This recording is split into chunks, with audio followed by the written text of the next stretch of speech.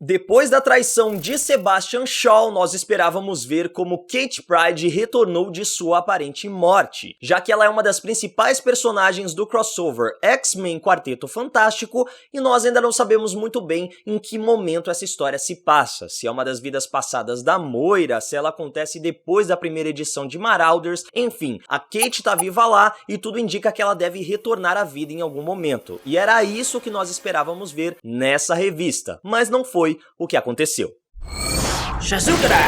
A 7ª edição de Marauders começa com uma mensagem misteriosa endereçada justamente a Kate Pryde. Ela revela que os Omniverendi pretendem trocar uma das cargas de remédios de Krakoa por veneno, o que é claro não seria nada favorável para as relações da nação dos mutantes. Mas logo depois disso a história mostra ninguém menos que Callisto chegando até o Palácio Branco, lar da Emma Frost. Duas coisas aqui, nós já tínhamos visto a Callisto lá em Dinastia X, quando o Professor Xavier abre os portais de Krakoa para todos os outros mutantes, inclusive aqueles que antes eram vistos como inimigos. Então essa não é a primeira vez que a Callisto é apresentada no Alvorecer do X. Só que desde Dinastia M, ela tinha sido uma das mutantes que perdeu seus poderes e não os recuperou. Se ela foi aceita em Krakoa, isso quer dizer que ela conseguiu encontrar uma maneira de recuperar os seus poderes, ou os eventos de Dinastia M jamais aconteceram. Se bem que pensando aqui, pode ser que ela tenha sido aceita em Krakoa mesmo sem ter superpoderes. Ela ainda é uma mutante, ela ainda tem o gene X, só que esse poder não se manifesta. Pode ser isso. De qualquer forma, ela se alia a Emma Frost como sua Cavaleira Branca e sua primeira missão é ir até a Ilha M e recepcionar os mutantes que acabaram de lutar contra os Omniverendi em Madripoor.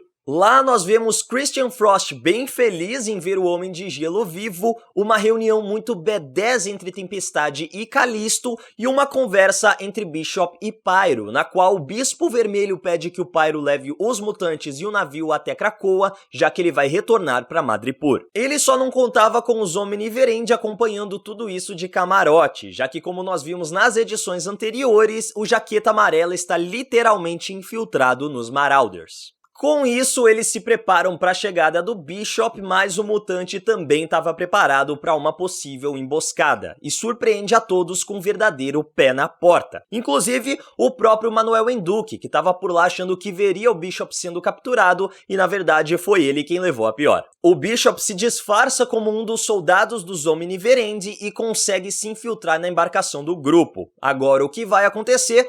Já que a gente comenta. Nós vimos que a Rússia está interessada nas informações que os criminosos conseguiram sobre os mutantes. Será que outras nações vão disputar essas informações? Eles também falam que as armaduras estão sendo aprimoradas. Se essa primeira versão da armadura já deu muito trabalho para os mutantes, imagina o que vai acontecer se elas também estiverem melhores na próxima vez que eles se encontrarem. Enfim, a história vai até o Arizona, onde nós vemos que a Callisto, com o dinheiro da Emma Frost, comprou uma propriedade gigantesca onde os Morlocks podem viver em paz.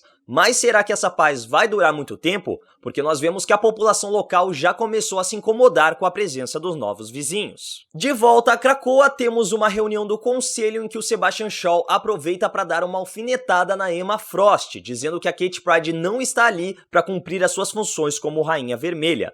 Mas a Emma só responde que ela está mais ocupada salvando vidas mutantes, e deixa o Rei Negro falando sozinho. O Shaw sempre foi um cínico do caramba, né? Só que dessa vez ele não tá se importando nem em disfarçar que tá envolvido com o sumiço da Kate. Aliás, por falar nessa situação, a história termina com uma dupla de pescadores resgatando o Lockheed no litoral de Madripoor. E aí, será que ele realmente tá morto como eles pensam? Será que ele entrou em um estado de hibernação no qual ele consegue manter as suas funções fisiológicas diminuídas para depois sobreviver quando for tirado do oceano? São mais questões que nós teremos que esperar para ter respostas. Só que é bem pouquinho, porque a 8ª edição de Marauders já saiu e a gente já vai comentar também.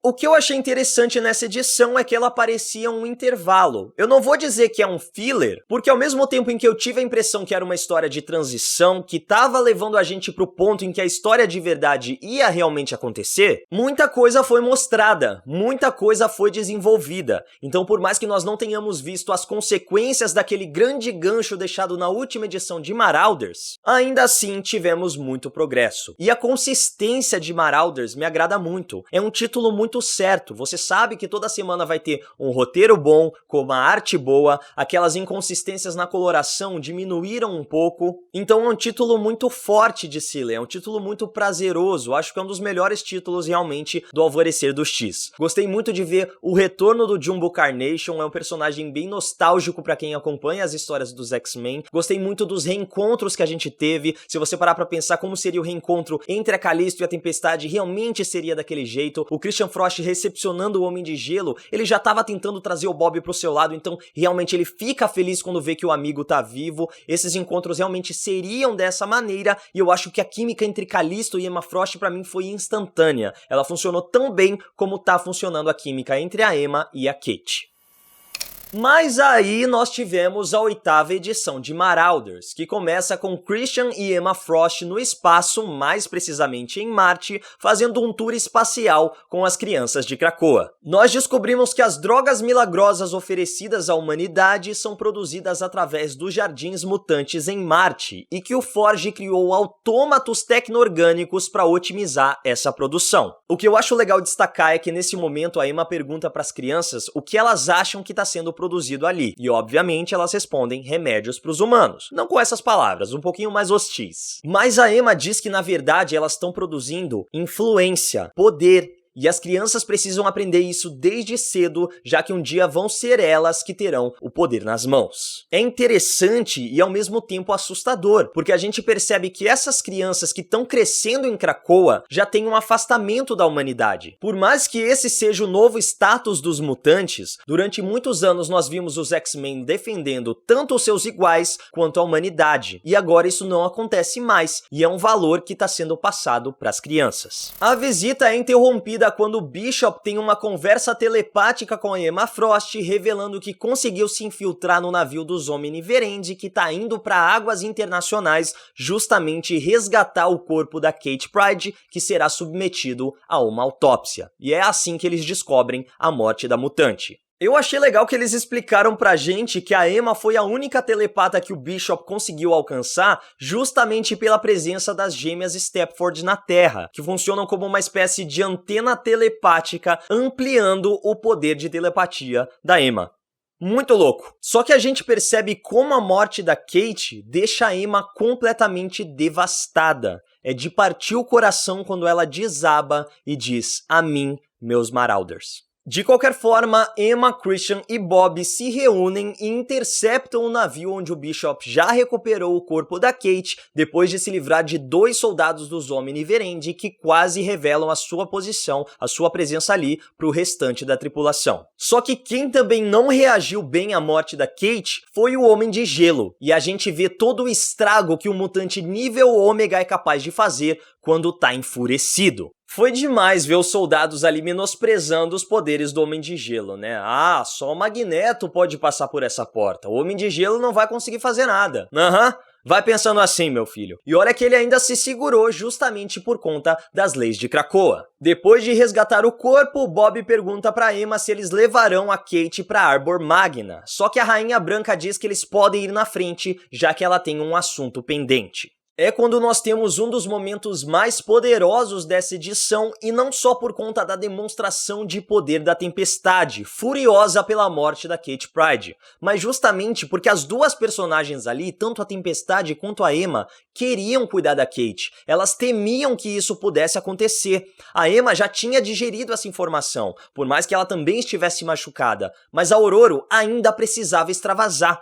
E o legal é que a Emma Frost percebeu isso. Ela não ficou irritada, ela não partiu pra cima da Tempestade de volta quando ela levou um tapa. Justamente o contrário. Ela ainda se ofereceu, claro, da sua maneira irônica, da sua maneira, do seu jeito, pra se transformar na sua forma de diamante e a Tempestade poder descarregar toda a sua raiva. E a Frost fez isso porque ela disse que precisa da Ororo. Ela precisa da esperança da Ororo, porque foi o que ela deu pra ela depois daquela missão que a gente viu lá em Dinastia X, que a gente voltou pra aquela missão na última edição de X-Men também, onde o Ciclope, onde todos os outros mutantes morreram, mas foram trazidos de volta à vida. E o discurso de esperança da Tempestade é o que fazia eles acreditarem, era o que fazia eles seguirem em frente. Então a gente percebe que ela realmente acredita no que eles estão construindo aqui. E ela quer a Tempestade forte, ela quer a Tempestade de volta e acreditando no que elas estão fazendo, porque se você não reparou, Arbor Magna é o lugar onde os mutantes são trazidos de volta à vida em Krakoa. Então sim, isso aqui já começou a mostrar pra gente que a Kate Pryde vai voltar e vai ser ressuscitada pelos protocolos de Krakoa. O problema é que o backup da mente da Kate Pryde no cérebro, obviamente, é de antes da sua morte. Então, por mais que nós saibamos como Sebastian Shaw traiu a Companhia de Comércio do Inferno, a Kate não vai se lembrar de nada do que aconteceu. É aí que talvez o Lockheed tenha importância. Como a gente viu, ele está sendo cuidado por aquela pescadora que o encontrou no litoral de Madripoor. Em algumas histórias, a gente já viu que a Kate Pryde tem um certo grau de entendimento da linguagem do Lockheed, então pode ser que ele seja a chave para desmascarar o Sebastian Shaw. E por falar no Shaw, Sebastian e Shinobi encontram seus cavaleiros negros, ninguém menos que os Fenris, os irmãos nazistas incestuosos Andrea e Andreas von Strucker. O Sebastian Shaw gosta de se cercar de boas companhias, né? É uma pessoinha muito iluminada. Essa sua nova parceria, inclusive, é citada no Diamante Vermelho, o jornal de fofocas do Senhor Sinistro que tá de volta nessa edição. O 19º Segredo Sinistro pergunta: espelho, espelho meu, existe alguém mais nojento do que eu? E revela que são os irmãos Von Strucker que chegaram até a ilha, ainda brincando, dizendo que alguém do conselho podia criar uma nova Krakoa para que eles pudessem fugir para lá. Mas vamos falar dos segredos aí desde o começo. O 16º Segredo Sinistro, eu confesso que nem lembro dos outros anteriores, diz: eu entendo a sua jogada, mas qual é? Se até eu consigo aparecer em uma reunião, qualquer um consegue. Vamos lá, Kay. Esse K no final nos leva a pensar que essa seria uma indireta para Kate Pryde. Ou seja, ela tinha uma reunião, um encontro secreto marcado com alguém, talvez até mesmo com o próprio Senhor Sinistro. Mas justamente por conta da sua morte, ela não conseguiu aparecer. Só que como o Senhor Sinistro não sabia que ela morreu, a ausência dela acabou indo para a coluna de fofocas. O 17º segredo perde um pouco do sentido na tradução, porque a graça dele é justamente a aliteração causada pela repetição da letra Q, o que nos leva a crer que ele se trata de Quentin Quire, mais precisamente da reunião do Quire, do Kid Omega, com o Jumbo Carnation, que foi trazido de volta na edição anterior, como a gente comentou. O 18º segredo fala sobre a primeira gravidez em Krakoa. Seguindo a lei de façam mais mutantes, Wendy Sherman, uma mutante que não é mencionada há mais de 10 anos, vai ser a primeira mamãe de Krakoa. Ei! Toca parabéns pro papai aí, do ratinho. E é isso. Como eu falei, Marauders é um título muito constante, muito prazeroso de se ler. E essa 8ª edição, pra mim, reforça isso. Acho legal como dá pra gente comparar a reação de cada um dos mutantes com as fases do luto. A Emma foi pra tristeza, a Tempestade misturou ali um pouco de raiva com negação. O Homem de Gelo foi completamente pro lado da raiva, no final eles têm a aceitação, então foi muito legal ver como dá pra fazer esse paralelo das fases do luto com o modo como os Marauders reagiram à morte da Kate Pryde. Enfim, Marauders pra mim continua no top 3 das histórias do Alvorecer do X e eu tô louco pra ver como Kate Pryde vai voltar e meter na fuça do Sebastian Shaw. Comenta aí embaixo o que você tá achando do título e aproveita pra seguir a Legião dos Heróis nas nossas redes sociais, me seguindo no Instagram também, @MaiDanaLH. É isso, Legionários, e que a força esteja com vocês. De qualquer forma, Nós descobrimos que as drogas milagrosas oferecidas para a humanidade são produzidas através das... Mas justamente por conta da sua morte... Ai, tava tão bom. Caraca, mano. O Google Drive é uma paçoca mesmo, viu? Vou te contar. Se reúnem e interceptam um navio onde o Bishop já recuperou o corpo da Kate depois de se livrar de 2 soldados que quase revelaram sua presença ali para a tripulação. Ah, tá bom, né?